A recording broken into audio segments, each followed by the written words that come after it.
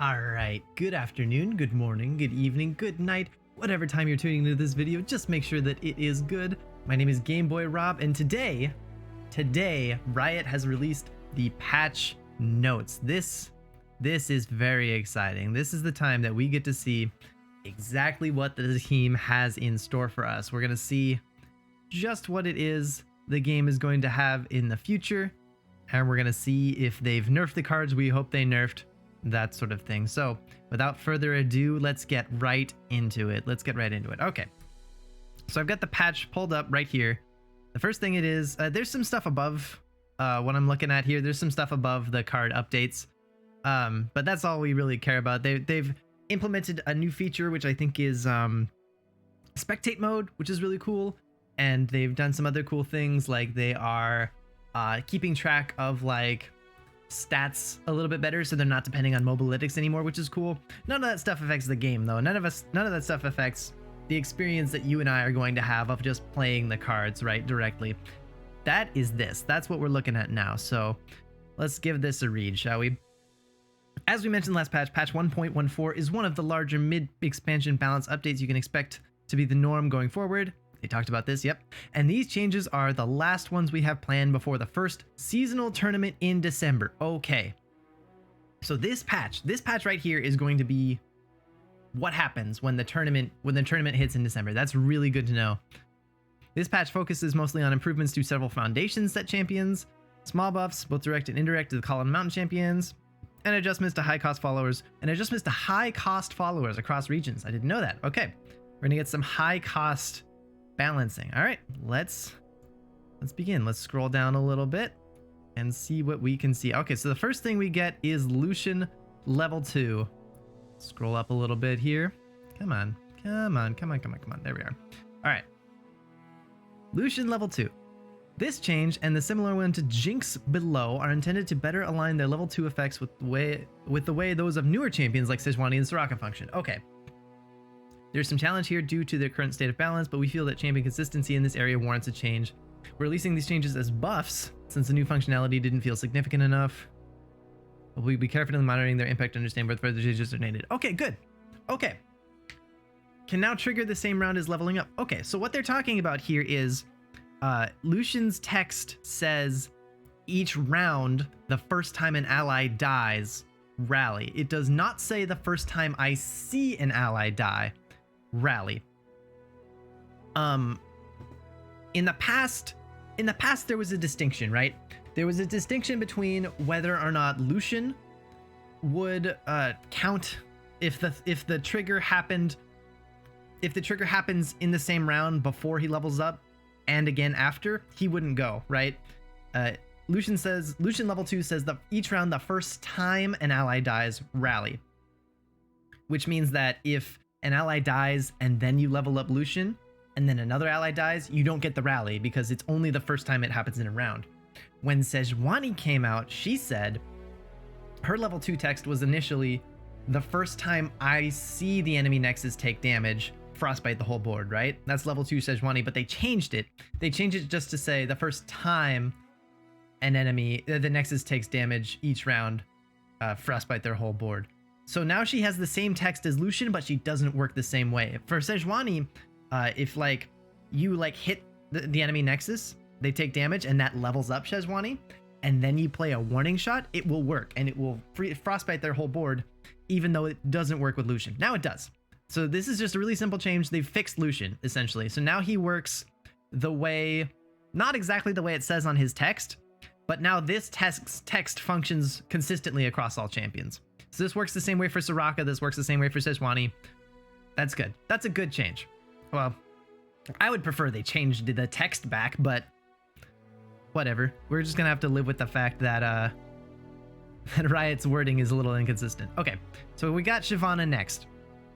So that is a buff. That is a buff for Lucian, right?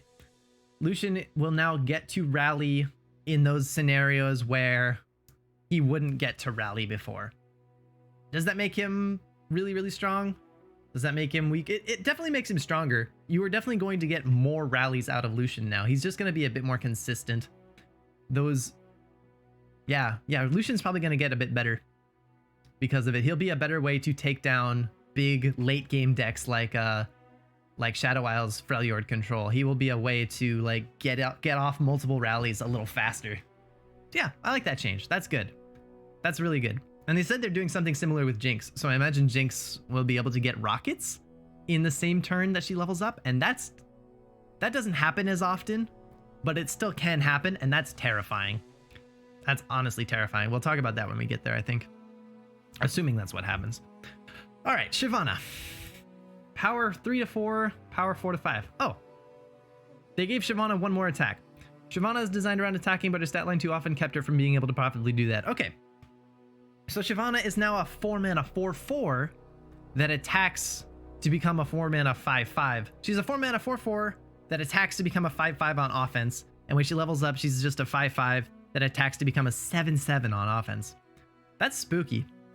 That's terrifying. Oh god. I say that was terrifying, but level 1 Shyvana, changing her from 3 attack to 4, which means on attack she'll go from 4 attack to 5. Is that a big deal? That could be a big deal. It just means she'll deal 5 damage instead of 4. I think the biggest part of this, there were definitely times I've messed around with Shyvana decks. I've tried to build Targon, Demacia, Dragon decks. And there are definitely times where you slap down Shyvana on turn 4 or turn 3 if you have the Herald, and you just don't want to attack with her because you don't want her to get that much damage. You don't want her to take that much damage because she's kind of weak. I've never felt like it was the attack stat that was keeping me back. You know, sometimes I did feel like, no, I don't really want to attack, but it was mostly because I didn't want Shyvana to be damaged. And this won't change any of that. You know, she's not getting more health to keep her back, which means that blocking with her will feel better. You can block into bigger things now. I don't know. Maybe if this is the only buff that the dragon deck gets, I still don't think it'll be enough. I don't think it'll be enough. But we'll have to see. I don't feel like this one attack stat is going to be the biggest difference in the world, but I could definitely be wrong. Let's move on to the next one. All right, Vladimir, your boy Vladimir. Okay. Vladimir, old text. His old text is attack. For each attacking ally other than Vladimir, deal 1/8 and 1 to the enemy nexus. We knew that. This new text says attack. For each attacking ally on my right, deal 1 to it and 1 to the enemy nexus. Okay. And then it looks like his level up requirement is changing as well. Level up. You've had 6+ allies survive damage.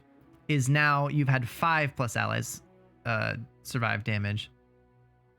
We're giving Vladimir a small boost by making his level up condition easier to achieve and giving players more agency in choosing which allies are hit by his effect. Cool. Okay.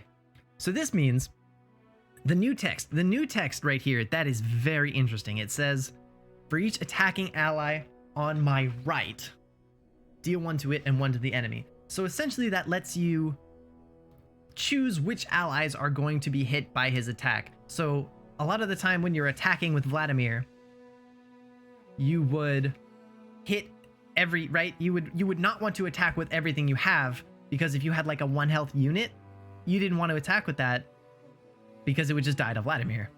That's not going to be a problem anymore. You can just put it on the other side. That's interesting, and still attack with it. And of course, if there are units that you just don't want, if there are units that like would be put into trading range by Vladimir's ability, you can put them over on the left and they won't take that damage anymore. That's interesting. That's interesting. They're also making it so that he can level up a little faster because not as many units have to survive damage. I don't think that's a problem anymore, especially not with the new boxing cards like Boxipus and that sort of thing. Not that they'd be in a Vlad deck, but I don't think leveling Vlad is an issue. You know, getting him leveled up is not that hard. This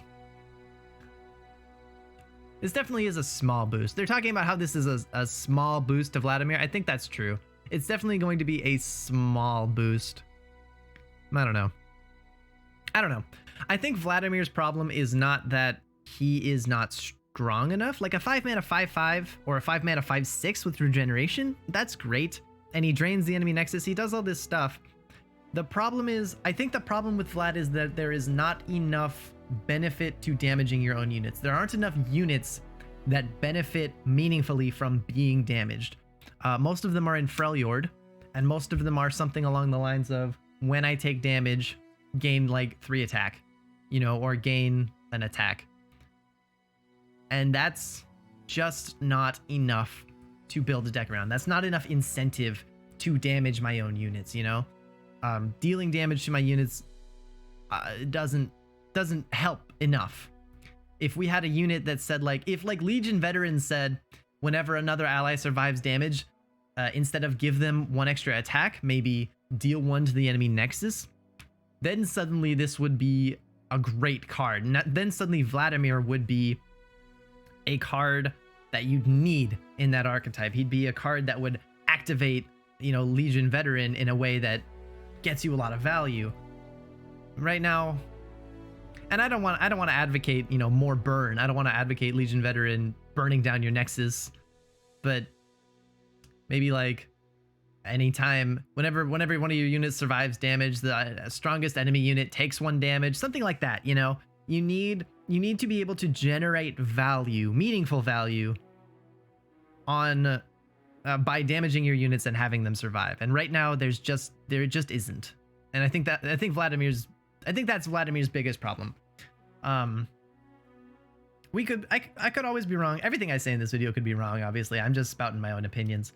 But that's my 2 cents. I think this is going to be nice. This is going to help Vladimir be a bit. It's a nice little quality of life change for Vladimir decks, but Vladimir decks don't exist, you know, and this isn't going to suddenly create them and suddenly make them good in the meta. It will help Vladimir himself, but it won't really. This isn't enough to incentivize me to build a deck that can compete in Masters, you know. So maybe Vladimir and Shyvana by extension also might be good. They might come back into the meta just because other things are getting nerfed. Assuming other things get nerfed, we'll see. But yeah, I don't think this is enough. I don't think this is what Vladimir needs. I think Vladimir needs units that benefit from being damaged in a different way, in a way other than just getting attack. So that's my 2 cents. We shall move on. Let's see what's next. Down. Oh, he's got more. We've got more. Hold on. We've got more Vladimir stuff. Vladimir level 2, attack for each. Oh, it's the same thing. Yeah, this is the same stuff. Attack for each talent on my right.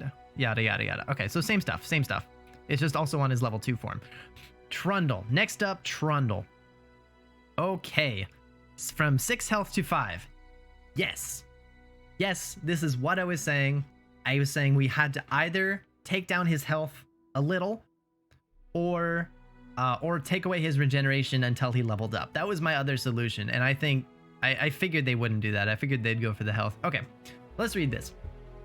Trundle was too effective as a stat stick. Yes, helping him act as a stall tool, doubling as a win condition. Exactly. We love that Trundle has opened up a new kinds of ramp decks since Call of the Mountain, so we want to make adjustments that preserve his ability to do that while also opening him up to a bit more counterplay and softening his prowess as a blocker. I agree. That's great. In addition to a health nerf to Trundle himself, ooh, there's probably more here, we're also adjusting Ice Pillar. Ooh, let's scroll down a little. Too much. Scroll down. Okay. Trundle level 2, Ice Pillar. Ice Pillar's health is going down. Fantastic. So they took 1 health off of Trundle and 2 health off of Ice Pillar. In addition to a health nerf to Trundle himself, we're also adjusting Ice Pillar, which had too much impact given its free cost. Leveling up Trundle, giving enemies vulnerable, and giving players a free action. Exactly, all that stuff provided too much of an advantage. Similarly to Trundle, we want to reduce the overall amount of stalling it provides, and give opponents more potential for counterplay to its round start effect. I agree. I agree with everything they just said. Going into turn 8 against this deck, you know that if you do nothing, or no matter what you do almost, if you play a unit, if you do nothing, if you pass, if you draw cards, no matter what you do, they are going to slap down this ice pillar, level up Trundle, and still have all their mana. And it puts you in some horrible positions because, like, sometimes if they have Trundle, or if they have like other big units on the board and you want to prevent them from doing that thing, they put you in a position where, like, they play, like, if you do nothing, maybe they'll pass turn back to you, or maybe they'll play ice, maybe they'll ruinate you, or maybe they'll just play ice pillar. You know, they have so much freedom with this free 0 mana. It says 8 mana, but it refills all the mana, right? With this 0 mana ice pillar that just freaking, yeah, I agree with everything they did. I was thinking maybe ice pillar could get its not its cost reduced, like leave it at 8 mana, but say play refill 6 mana instead of refilling all 8 mana. Maybe that could be something they could do, but they chose to just reduce its health, and I think that's a fine start. Reducing Trundle himself's health is what's more important. Reducing the ice pillar's health is nice as well. We'll see how that plays out. I would like the ice pillar to not refill all 8 mana, but this is more than enough nerfs to start. If Trundle's fine at this point, then good job, you know. So we'll start there. Let's move on. Let's move on to the next one. Ezreal. Okay, hi Ezreal. All right, level up. You've targeted 10 plus enemies this game. Is now you've targeted 6. Uh-oh. So now he levels up while only targeting 6. For reference, he used to need 8. So Ezreal used to say, level up, you've targeted 8 plus enemies this game, and now it's 6. And they nerfed him to 10 because he was too strong, right? At 8, there were too many decks that used Ezreal, and he was too easy to level up, and he just would end too many games too fast. They nerfed him to 10, and now they're buffing him all the way down to 6, which probably means level 2 is going to change. We'll take a look. We want to take an alternative, but hopefully healthier direction for Ezreal. Actually, let's before we read this, let's actually scroll down. Let's actually scroll down to level 2. Ezreal level 2.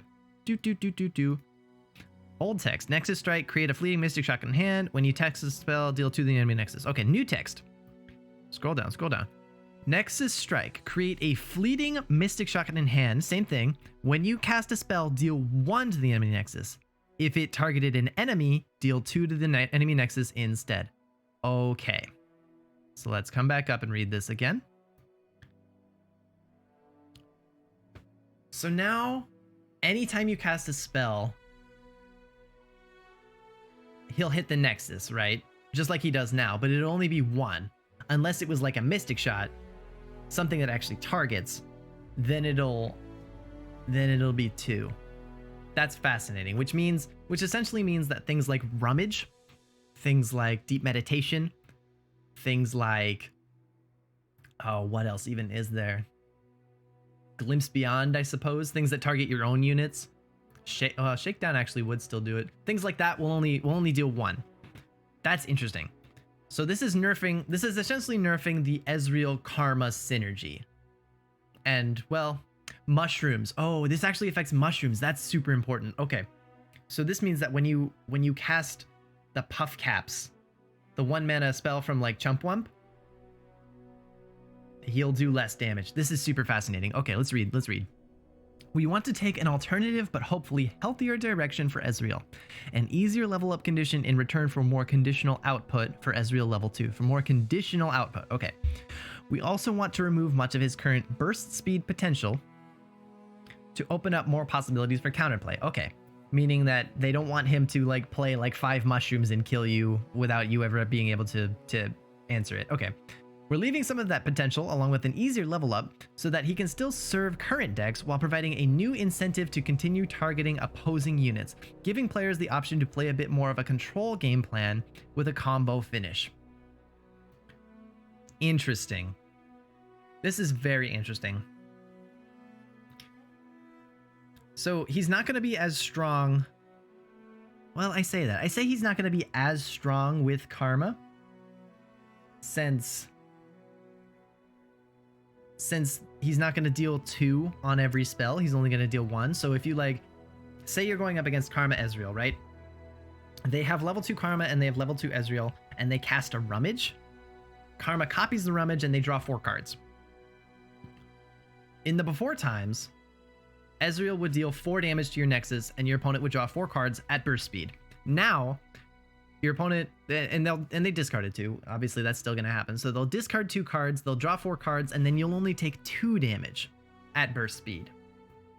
But he'll level up like 10% quicker. Not even 10, like 20.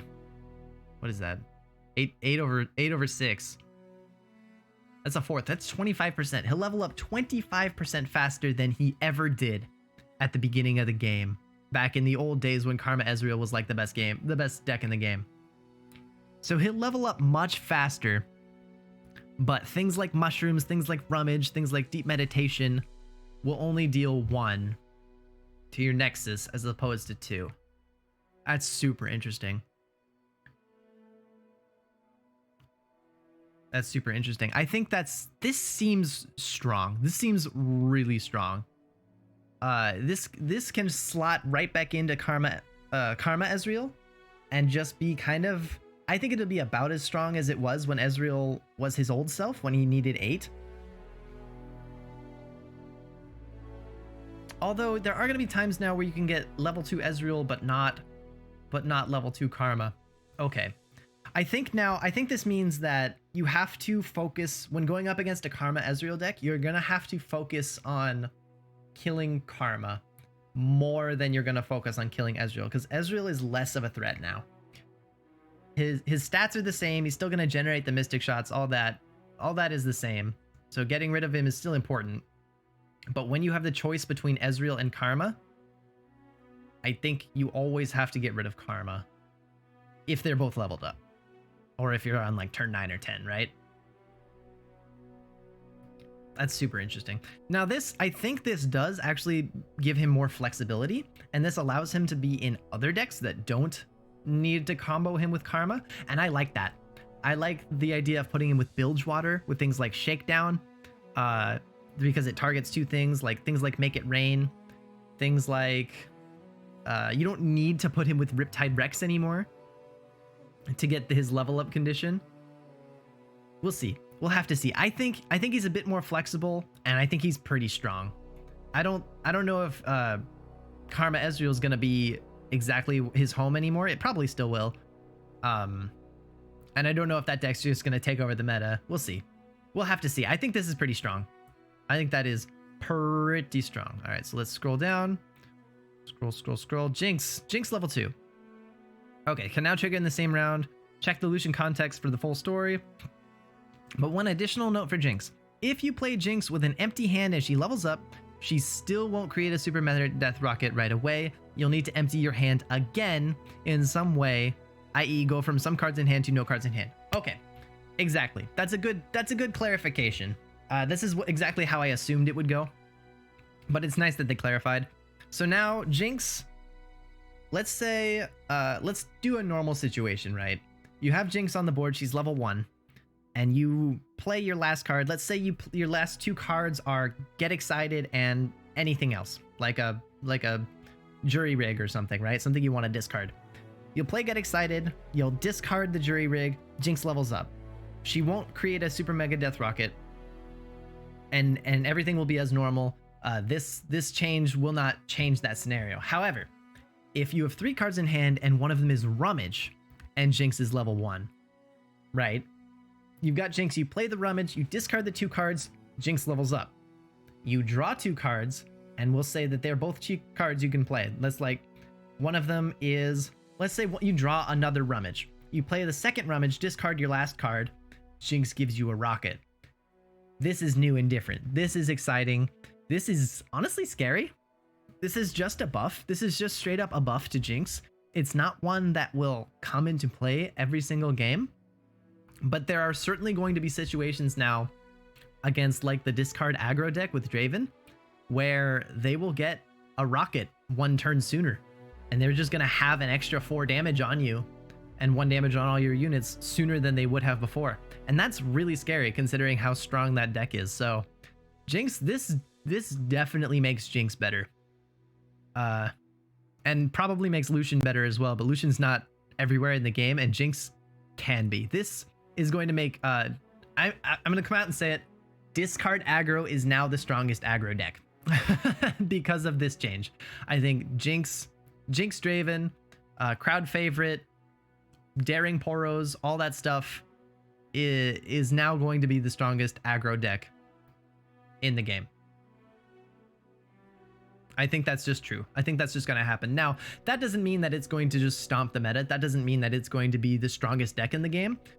With Trundle being nerfed and that whole ramp strategy being nerfed, that was really oppressive. It was really stomping on a lot of things that we could build, a lot of different ideas.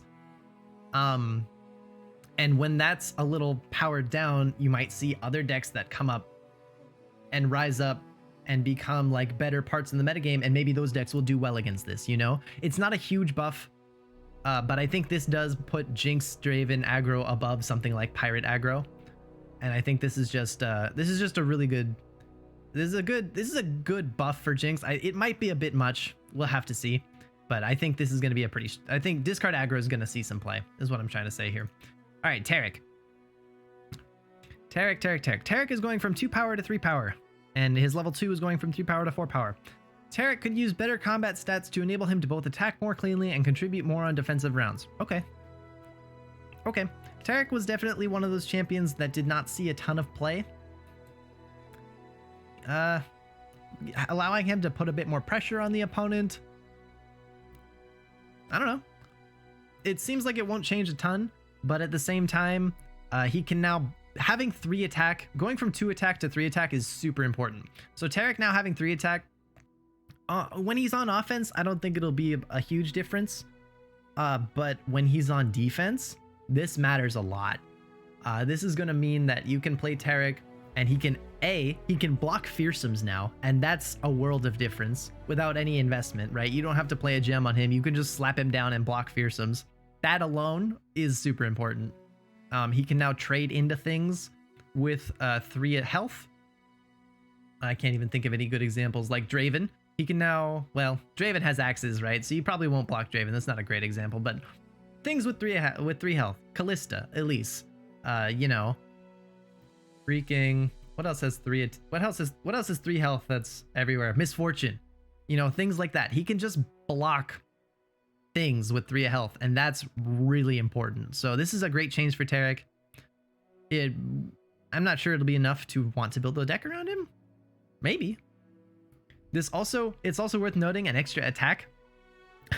People have been messing around with putting Tarik in, pairing him with Noxus, and putting him with things like Might to like put the Might on Tarik, and then Tarik also puts the Might on the next unit, so that you have like this huge attack turn. This extra attack will certainly make a difference in that deck as well. So maybe we'll see a rise in Tarik. Maybe. I'm not certain. Maybe he'll be terrible. Who knows? But let's keep going. Let's see. Okay, so that's all the champions.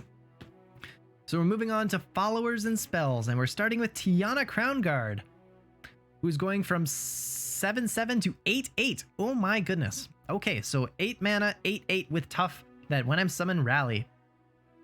Okay, let's see what they have to say. Tiana should be a bigger trump to endgame followers from other regions. This change should give Demacia decks access to more finishing power and allow Tiana to more consistently set up devastating rally attacks.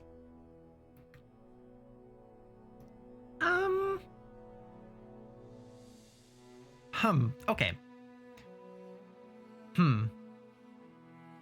So I've been playing with Tiana a bit in a Vaults of Helia deck and in a Singleton deck. For the Singleton Gauntlets, I had a deck that had Tiana, and I have to say that playing Tiana as a 7/7 with tough, neither of her stats mattered much, right? Because you attack with your board. Well, okay, playing Tiana, there are 2 situations in which you play Tiana, right? Situation A, you have a board, you attack with your board on your turn, and then you play Tiana with your 8 mana on turn 8, and you get a second attack on that board. Situation B is, it's not your turn, you have a board, and you play Tiana, and you get your attack token and you get one attack, and then then it is your turn and you get your attack again. Either way, which is sort of how rallies work, right? Either way, Tiana generally comes down and is the biggest unit on the board. Almost never is there going to be a unit on the opposing side that can favorably trade into Tiana, right? Tiana doesn't run into any 8 attack units, is what I'm trying to say. Tiana attacks and gets chump blocked. And whether she's a 7/7 or an 8/8, that doesn't change, you know? So generally the game doesn't end because Tiana gets chump blocked down and dies to something either. So giving her an extra power and an extra health, I think does almost nothing. At least to me, I don't feel like Tiana coming down, I don't feel like she ever is outvalued by a bigger unit. So I don't think this changes hardly anything at all. Maybe I'm wrong. Maybe she wasn't seeing play because like she was getting outvalued by Captain Farron. Ooh, Captain Farron. Hold on. This is actually a fantastic answer to Captain Farron now. Okay, hold on. That's worth noting. Before, I've actually never seen Captain Farron versus Tiana. I've actually never been in that situation in a game where my opponent plays Captain Farron and I play Tiana, but maybe now we will. He is in the game, right? He is in certain meta decks. So now maybe this is an answer. Maybe on turn 8, your opponent slaps down. Yeah, maybe on turn 8, your opponent slaps down Captain Farron, and now you can just go for a Tiana and get the rally, and suddenly they don't want to attack because Captain Farron dies, gets no overwhelm damage on you, and you have a Tiana with tough that can just trade into it. This also trades well into Leviathan now. Okay, I changed my mind. I lied. I changed my mind. The fact that this can trade favorably into Trundle, into the Leviathan, into Captain Farron, probably into other things I'm not thinking about. This could be big. This could be big.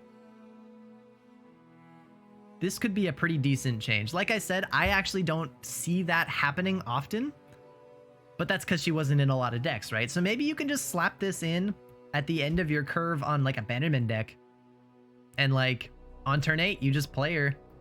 Or like you attack. If it's your turn and it's turn 8, it's your attack turn. You attack and then you play her and you attack again. Or it's your opponent's turn 8, they slap down Captain Farron or the Leviathan or the Ice Pillar, and you slap down Tiana. Maybe. This is actually a pretty good change. Now that I've talked myself through it, this does seem strong. But again, her cost doesn't change. Her value of getting a rally is unchanged. It still depends on you having a strong board state. That's not going to change. But maybe you can slap her down and be like, no, screw that Captain Farron, screw that Leviathan, screw that Swain, whatever it is, you know? I like it. I like this a lot. I hope she sees more play, because she's a really cool card. She's got awesome voice lines. Well, we'll see. I really like it. I really like that change now that I've talked myself through it. Let's scroll down. Okay, Wording Stones. Oh boy, they nerfed Wording Stones. See, it now has 3 health. I knew it. I was hoping this would happen. Okay. We want to open up more counterplay to mana ramp strategies, given the additional powerful tools they've gained since Call of the Mountain. Trundle. Trundle. Sorry. I don't know what came over me there. So we're reverting an old buff to Wording Stones in order to give opposing decks more opportunities to delay powerful endgame cards. Good. This is how Wording Stones was. They keep flipping back and forth, honestly. Wording Stones started the game with 4 health, and then it was too strong, and they nerfed it to 3 health, and then no one played the card anymore, so they buffed it back to 4 health, and now it's coming down to 3 health again. I think this is good. I think Wording Stones has been far too strong in the decks that play it. Not dying to Gotcha or Get Excited or Grasp of the Undying or all those 3 damage things. Boxtopus, a buffed Omenhawk or a buffed Laurent Protege, none of those things could take down Wording Stones. Going to 3 attack and being able to go down to something with 3 attack is very helpful, and it's going to greatly weaken Freljord ramp decks and I am very happy to see this change. Very happy to see this change. All right, next up, Fuzzy Caretaker. Hi, what a cutie. Oh, he's going to 3. Okay, his cost is going from 4 to 3, and his health is going from 3 to 2. This is a buff. Support-based Ionia decks could use more effective options, and Fuzzy Caretaker was always a bit too expensive to effectively fit the playstyle of low-to-the-ground support decks. Okay. Okay. I definitely messed around with this when Lulu first came out. I messed around with Fuzzy Caretaker and Lulu and like picks and all that stuff, war chefs. And on 4 mana, it was a bit clunky. It was certainly a bit clunky. But now I don't know. Now he competes with Lulu. Now he competes with your 3-drop slot. And I mean, there weren't a lot of other great 3-drops in that deck. Generally, you didn't want to pair Lulu with Fiora. You wanted to pair her with Shen, because Shen's a support unit, and Lulu's, if you get leveled up Lulu and you get Pix's barriers, that's really, really good synergy with Shen. So maybe this is the new 3-drop. Maybe this is just the second 3-drop that you run in that deck. That's cool.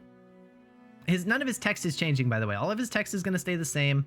When he supports another unit, when he's supported, he gets +0, +3, and then when he supports another unit, that unit gets +3, +0. And going from 4 cost to 3 cost, going down 1 mana in cost and only losing 1 stat is almost always good. Is almost always a buff. Look at Lee Sin. He lost 2 mana and 2 health, and he became the craziest thing in the world. This thing, keeping all of its text and only losing 1 health stat and becoming 1 mana cheaper might be horribly busted. Let's think about it. If we curve out really well, if we curve into, say, a 2 mana support, either like War Chefs or the 1/1 elusive from Ionia, the little witch, young witch.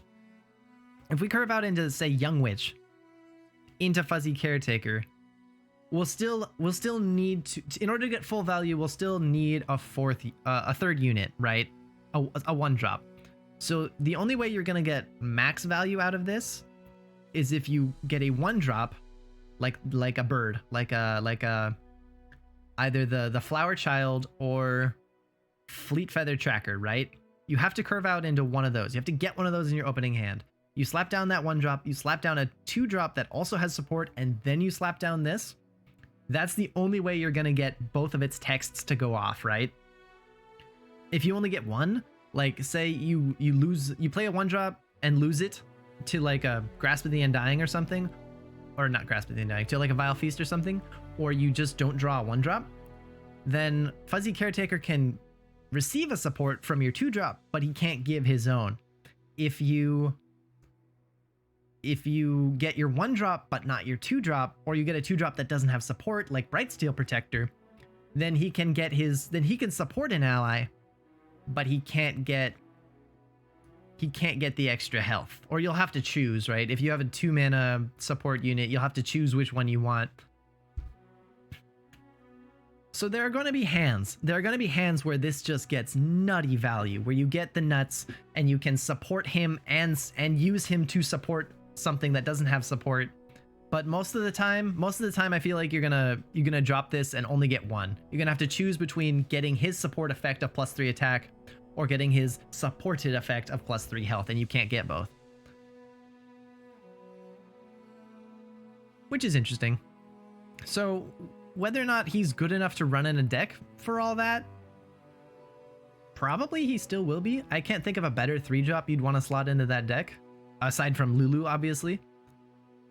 So he might still see play, but there are going to be hands. There are going to be certain hands if you go against this deck where your opponent just curves out one drop, 2-drop, 3-drop, and then just has a nutty attack on turn 3 or turn 4. But most of the time that probably shouldn't happen. If you're running a decent deck that has decent removal, you should be able to mess up that deck and not let them get that insane value on turn 3 or turn 4. So it's a bit polarizing, but it's probably fine. We'll see. I say that after every single card. We'll see. I like this change. He dies to Mystic Shot, which is rough. But yeah, he absolutely begs to be curved out into because you want to support him and give him a support. And that's hard. That's hard on 3 mana. That's what I'm going to say, is that's a difficult thing to do on 3 mana, and it's easily interrupted. That's my 2 cents. Okay. Mina Swiftfoot. 9 mana. Power. Okay, power is going from 6 to 7. Health is going from 5 to 6. So she's getting +1/+1. Keywords. She's getting quick attack. Oh. Mina's effectiveness hasn't lined up with her cost. Quick attack and additional stats should let her be a more effective game ender after hitting the board. Great. Fantastic. So she's getting +1/+1 and quick attack. Wow. This card never sees play. This card, actually, that's not true. This card started seeing play just recently in anti-ramp decks. This was like if you were playing a Freljord Ionia ramp deck instead of a Freljord Shadow Isles ramp deck, you could play Mina Swiftfoot as an answer to Feel the Rush, right? Your opponent plays Feel the Rush, gets their Trundle Tryndamere out, and they're both 10/10s. You play Mina and you recall them both back to your opponent's hand.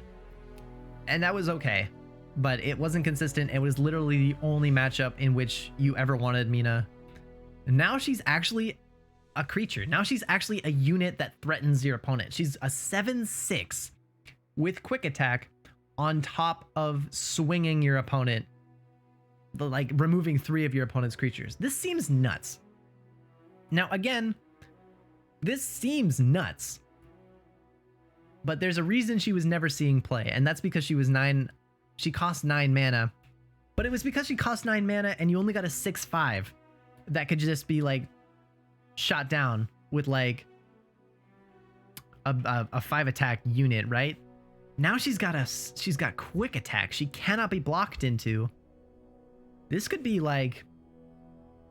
could actually be like a big 9 mana finisher in like tempo Ionia decks.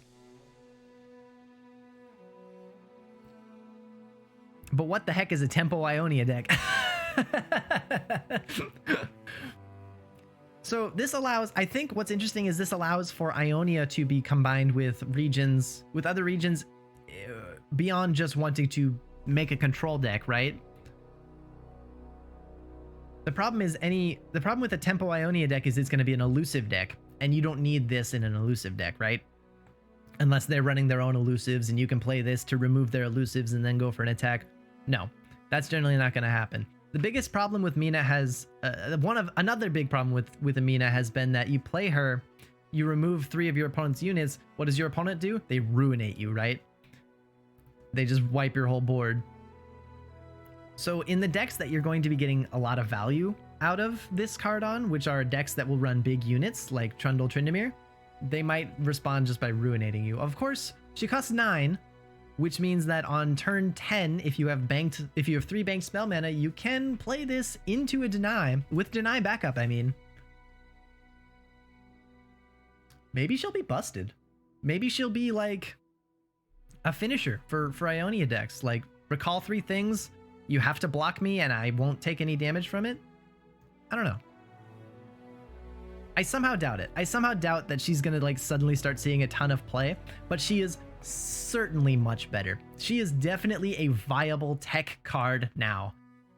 You can put this in certain decks and not feel like you're doing something sneaky or cheesy. This is actually like a good unit to put in those decks, but she's still gonna work to find her homes. You can't just slap her in any Ionia deck. But I think in the decks that want her, she actually does her job now. That's what I'm going to say. In the decks that actually want to play this, and there aren't a lot of those, they will actually be happy that she's in it. All right, let's move on. Funsmith. Funsmith. Okay. I love this card. Funsmith is dropping out of 5 and going to 4. Funsmith is now a 4 drop, and she's losing 1 power. She's a 4 mana 1/3 that still gives. Ooh. Let's see what they have to say. Funsmith has never been able to find a home given its cost and relative fragility, so we're bringing it down the curve to make it a more enticing and flexible option. Fascinating. Okay. My first instinct is, thank God that Mystifying Magician isn't going to pull Funsmith anymore, because God, it's so horrible when you play Mystifying Magician and you get a random 5-drop and all you get is this stinking 2/3. So I'm very happy that that won't happen anymore. But as far as actually main decking Funsmith, as far as actually putting Funsmith in your deck, she's a 4-mana 1/3 that is basically a permanent keg in Piltover and Zon. I'll have to try it. I'm gonna have to try that out. That seems like it would be fine, right? I don't know. Paying 4 mana just to get a 1/3 out against like fearsomes, scouts. On turn 4, you're probably not going to want to play her. Like, say you're going up against fearsomes, right? Mist rates everywhere. This will allow anything that deals 1 damage to now kill mist rates, which means on turn 4 you can drop her and then assuming you have all your bank spell mana, you can like static shock 2 mist rates. That's not bad. But playing her, on turn 5. Did I say turn 4? I'm doing that on turn 5 with banked spell mana to static shock 2 mist rates. That seems cool. On turn 4 you can play her and then mystic shot a misfortune, unless they have Ranger's Resolve or any of their answers, right?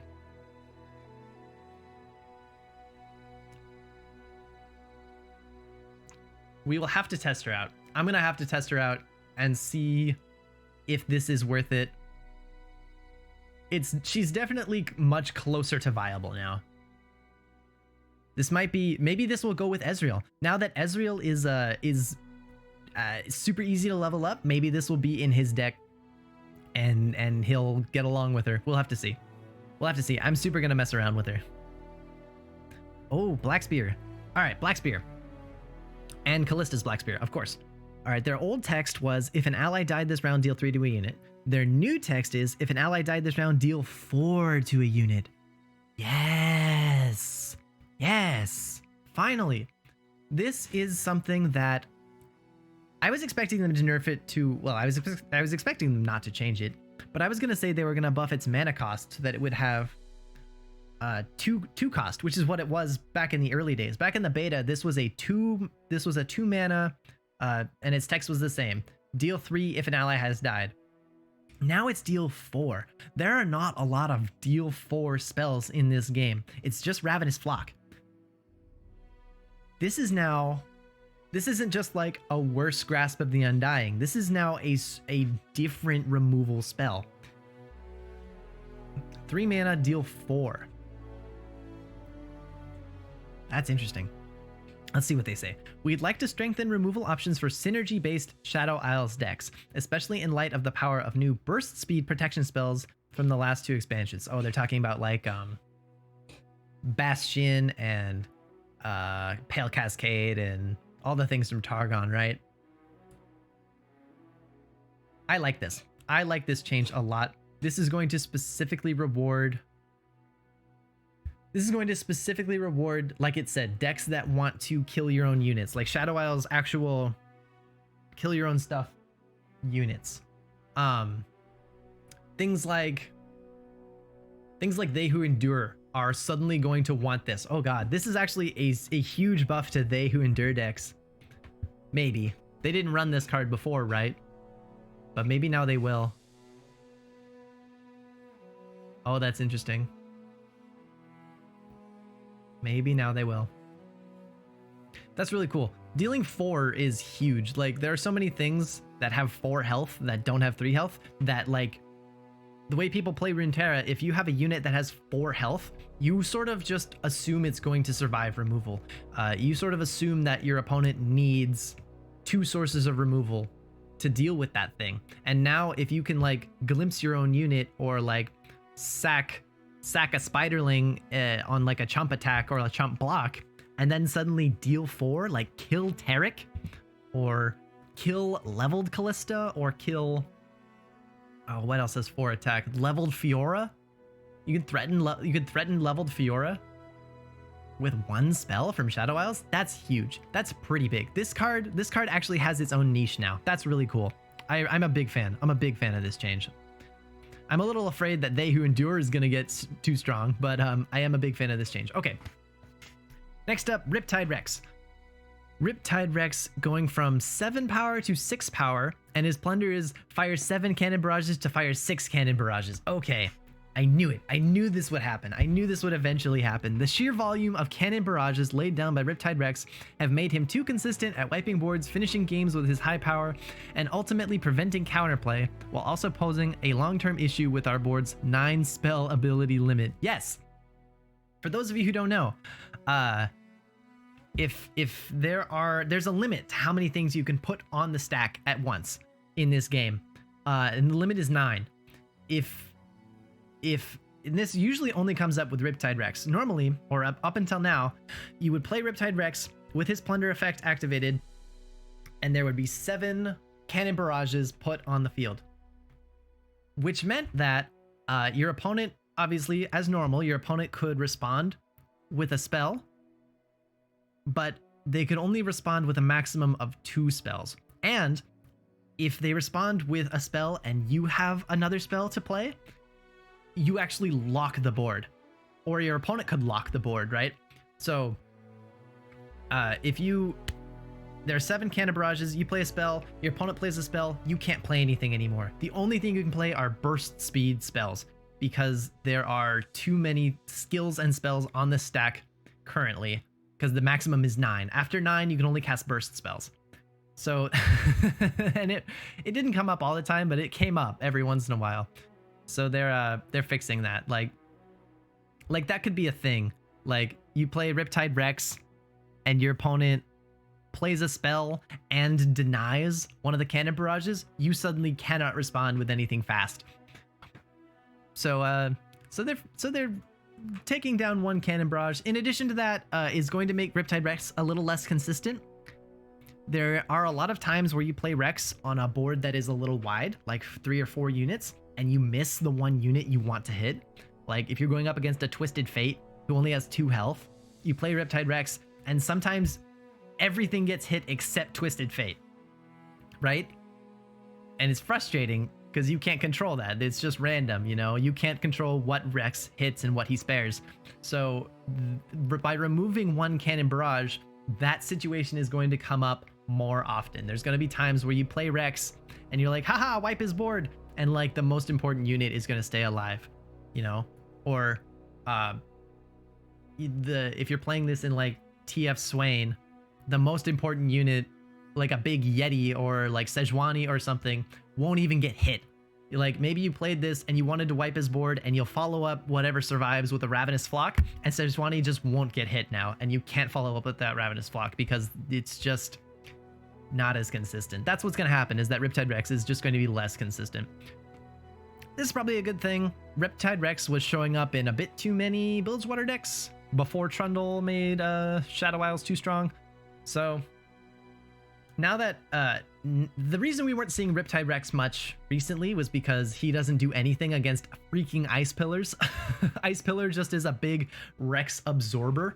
So now that Ice Pillar is weaker and Trundle is weaker and the whole ramp strategy is weaker, you could assume, one would have assumed, that Riptide Rex would be coming back as a big player in the metagame. So they're nipping that in the bud, and they're just nerfing him now. And I think that's really smart. I think that's a great change. I'm really happy about this. He's still going to be in decks, right? You're still going to want to play him, but he's just not going to win all by himself. I don't think the power matters much. I don't think that came up too often, but it's nice to make him a little less top heavy, you know, bringing him down to a 6/4. That's fine. I think this is a great change. I've been asking for this for a while, and they said that he didn't need it. It was fine. And now they're taking him down. I like this. I'm very happy about this. Next up we have Eclipse Dragon. Eclipse Dragon is going from a 7/5 to a 7/7. Eclipse Dragon stats were underwhelming given its lack of immediate game impact, and we'd like it to be a more generally effective option for both big dragons and daybreak decks. Eclipse Dragon stats were underwhelming given its lack of immediate game impact. Okay.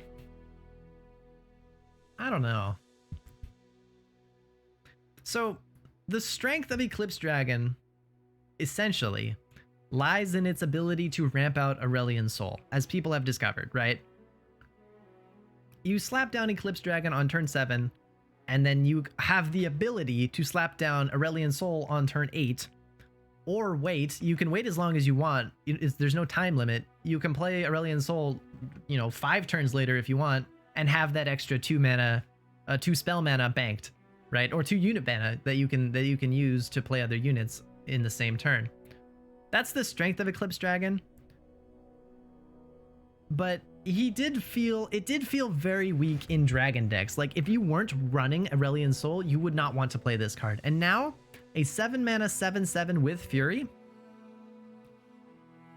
Would you put this in a dragon deck on purpose? I don't know. Maybe. You definitely could put this in a dragon deck on purpose. Maybe now actual like Shyvana dragon decks will actually want to run Aurelion Sol. I've been playing Shyvana Targon dragon decks, and I've been messing around with them, and my version doesn't run Aurelion Sol. It certainly doesn't run this card.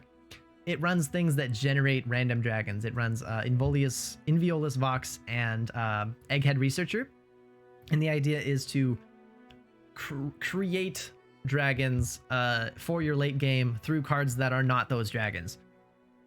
And now Eclipse Dragon, when it shows up from those cards, is going to be stronger. So that is definitely a buff to those cards. It's a buff to Egghead Researcher, and it's a buff to Inviolus. And maybe now, maybe now you will want to run Aurelion Sol in those dragon decks and have that be your top end curve, and just have Eclipse Dragon wrap out into it, since Eclipse Dragon now is a fantastic blocker. Yeah, this seems like a pretty good change. This seems like a pretty sizable buff, and this seems like a pretty scary card. I'm actually a little scared of this now. I'm a little frightened that it's too powerful. It might not be. It might be fine. It's still a 7 mana 7/7 that doesn't do anything else when it daybreaks. When it nightfalls, it gives you extra value later, right? Either way, it's just a bigger body on the board, and the health stat, especially on dragons, is so important. Health stat lets you get more Fury procs and more value out of the Fury mechanic, and so having more health is it goes such a long way. These units essentially have tough, sort of. They kind of have tough if they survive. And so imagine a 7/5 with tough going to a 7/7 with tough. That's huge. There are so many scenarios that this guy's going to survive and get you value in now. So yeah, this guy's probably going to see play. Maybe not a ton, and maybe not outside of Aurelion Sol still, but Aurelion Sol decks are going to be better now because Eclipse Dragon is better now. And I think that's the last card. There's going to be a new lab. We don't need to talk about that today. So yeah, on the whole, I am super happy with these changes. More than anything, all I wanted was for Trundle to be nerfed, and he was. Yay! So I'm happy. I'm excited. I'm gonna mess around with Funsmith. I'm gonna mess around with Vladimir. I'm excited. I'm super excited. I'm so glad to see these changes. I think Riot is doing a fantastic job. They've done a fantastic job with this game ever since it came out, and this is no exception. I just think it's awesome. I'm super excited. So if you enjoyed this video, leave a like. Don't forget to subscribe. It helps out the channel a ton. I also stream on Twitch every day, Monday through Friday, from 8 a.m. to 12 p.m. That's Pacific Standard Time. So come hang out. We have a nice time. Come hang out while I mess with these new cards with Funsmith and Vladimir and all that good stuff. So yeah, if you liked the video, leave a like, and I will see you guys in the next one.